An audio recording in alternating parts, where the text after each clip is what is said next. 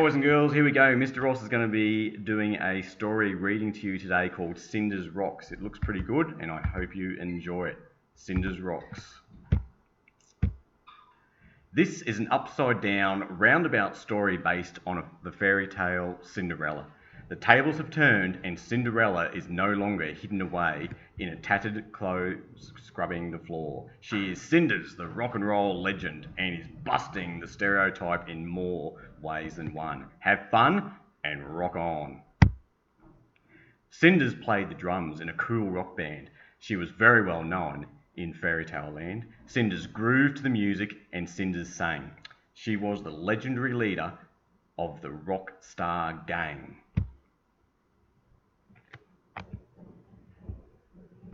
She had two divine stepsisters, Paris and Portia, and a friend, Prince Dwayne Pipe Esquire, who was a little coarser.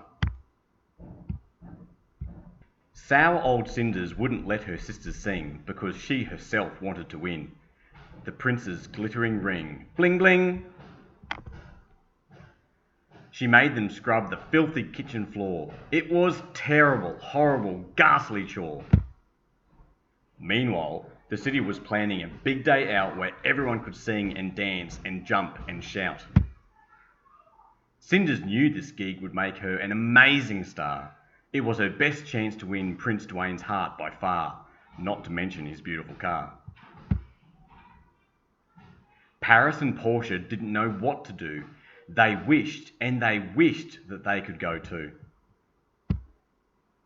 All of a sudden, a fairy godfather appeared, waving his wand and scratching his beard. Paris laughed loudly with a huge glossy smile. Portia declared, "We've been waiting for a while." Their wish was granted and they raced to the party. The clothes they were wearing were tasteful and arty.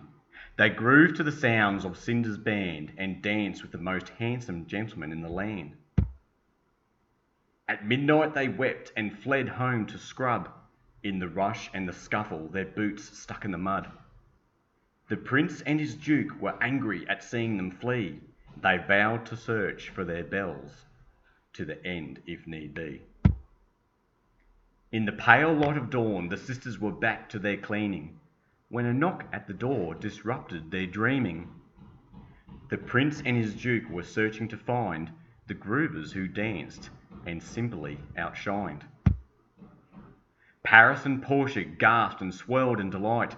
Their mean, nasty sister would get an enormous fright. The gumboots they offered were a perfect fit. It was a match made in heaven or the mosh pit. Cinders looked on with a big angry frown. She worried about what would be said in the gossiping town. She declared it was all incredible fluke that the sisters had tricked the poor prince and the duke. Paris and Portia laughed lightly, their faces aglow, as they threw down their aprons with quite a show.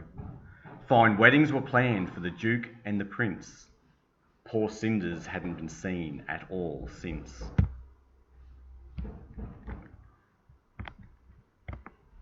And they all, well, most of them, lived happily ever after.